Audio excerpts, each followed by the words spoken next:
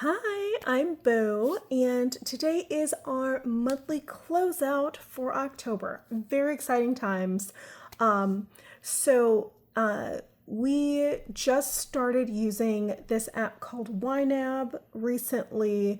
It's been about a month and some change, and I've been kind of feeling out how it goes. It is a monthly cycle for budgeting, which I decided to align my monthly budgets with. So now our months are actually months. They used to be 2 paychecks or 3 paychecks put together, but now they're actually the calendar months because it's easier to do it with YNAB that way. However, the way we do our budgets, we only deal with transactions that have actually cleared. Partially because we do some things where the amounts may change. So like if we get a ride share and we decide to tip, the amount that is initially charged and pending is not going to be the final amount. And we don't necessarily trust ourselves to record that final amount immediately. It's the same with we do Walmart pickup for groceries just because it's much easier for us to do it that way. That transaction can stay pending for like up to a week sometimes. So we just don't record any transactions that aren't clear. So we have actual accurate numbers. That being said, when months close out, that kind of means we have to wait a few days to have the month be accurate with the final numbers for all the transactions. So here we go, our first YNAB month onward. So for his inflow, he budgeted $12.11. That is because he only had one paycheck so far for the month. The actual was $20.80, so that's 2 paychecks. That's all that made the difference. My paycheck, $32.41 as budgeted. Oh, I should probably say there will be a second video today. So this is the monthly closeout. There will be a paycheck closeout later today. And then other income turned out to be $96.41 because I did get a loan on the balance of one of my credit cards to pay for this month's legal bills. And then from savings, $38.83, which is more than budgeted, but we had a lot going on. And then rollover was $14.38, a little less than planned, but an attempt was made. So that brought our total to $20,283 for the month. And then for his spending, which is my partner Wynn's bank account, mortgage $40.31 as budgeted, kid bills $188, a little less than budgeted, but that is because we're kind of in flux at the moment. Internet $55 is budgeted, S&M collections $50 is budgeted, heating bill $341 more than budgeted. This is for a couple of reasons. One, we actually pay 2 natural gas bills. One is due on the 30th usually, and one is usually due around the 1st. But sometimes those dates vary. I don't know why. I really don't. Sometimes those dates vary, so we didn't know how much the last gas bill of the month was going to cost. So, we do our best with estimating these things. Student loans, $31 is budgeted. Electric bill, $151 is budgeted.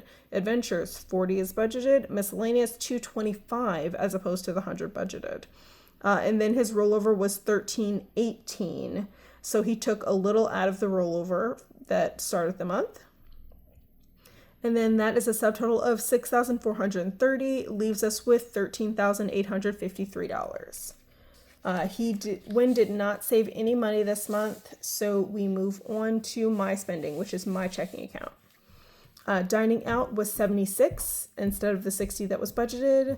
YouTube $26 as budgeted. Netflix was canceled, So that's nothing. Fabulous $2 is budgeted. Capital One, $129 as opposed to the $57 budgeted. That is because with the Capital One card, I have it set up so that every time I reach $25 of cash back, it automatically applies it to the balance. So there were those additional payments. Well, payments. It doesn't apply to the minimum payment, so I had to also make the minimum payment. And then HD card, which is how we financed our appliances, $45, $1 less than budgeted, but that's because the minimum payment literally went down. Flooring, $163 as budgeted. Security system, $57. I don't know when it's going to go up to $101, so I'm just going to keep budgeting $101 for now. Car wash, $18 as budgeted. I did cancel this on the 30th, but it was too late for the charge. The charge already went through, but it is canceled now.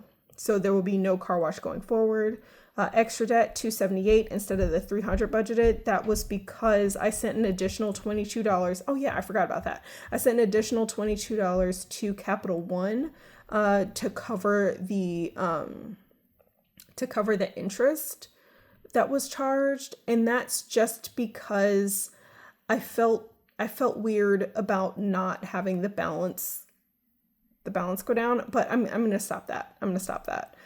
Because there is a new debt that we just got, and that first payment is due this coming month. So like it doesn't matter how I feel, like that we gotta chug along with the primary goals. So variable envelopes, $1,532 less than budgeted, which is a-okay with us. My rollover was $405, and that was just to get through the last few days of the pay period, because we are budgeting by paycheck as well as budgeting by month. So yeah, that's what was left over. Subtotal $2,731. Budget remaining $11,122, far more than budgeted. And that again is because we got that loan against the balance of a credit card. So on to my savings. So Christmas got $37. My emergency fund got $5,742. House maintenance got $1,018. Registration and license got $28, and subscriptions got $414. Even though this is the second priority, it really only got half of the amount, because the rest was covered on Sunday, which was not before the 31st. So that's just how the timing worked out. But the 56 is getting saved. I haven't gotten a hang of this whole monthly thing. We shall persevere, I suppose. Subscriptions, $414. And that's as budgeted. That is a subtotal of savings of $7,239, leaving us with $3,883.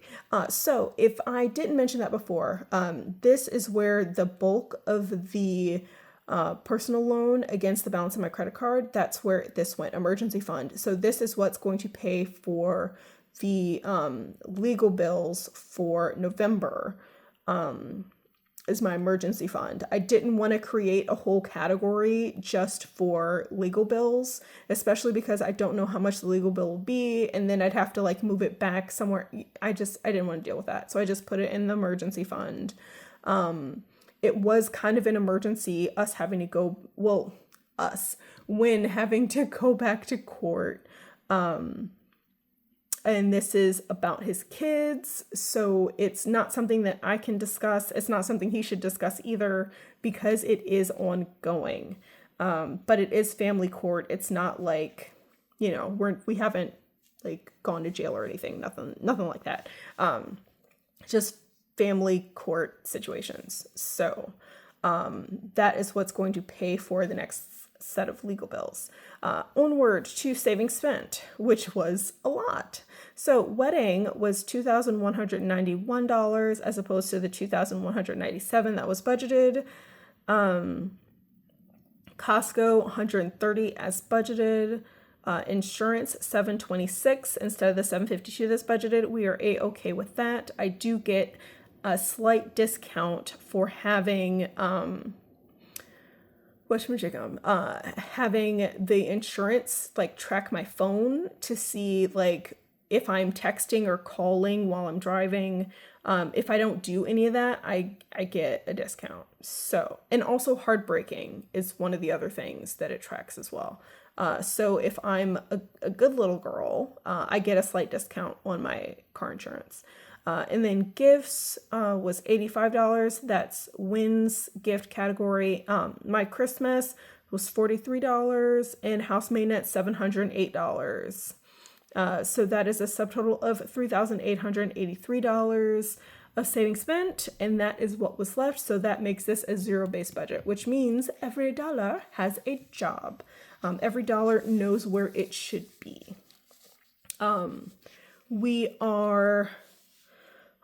That was a lot. But we are through this first YNAB month. I feel actually really good about it. YNAB is doing transactions a lot faster. I kind of need to get the hang of it a little more, cause I don't know. There's a bit of a learning curve, but it is looking very positive. Oh, did I show my ring? Ew. Actually, if you watched yesterday's video, you can see the ring. But yeah, this is my final wedding ring. So this is what I'll be wearing from now on. I love it so much. But yeah, we made it through. I appreciate you ever so much. And never forget that you too deserve financial stability. And I hope you have a great day on purpose. Bye.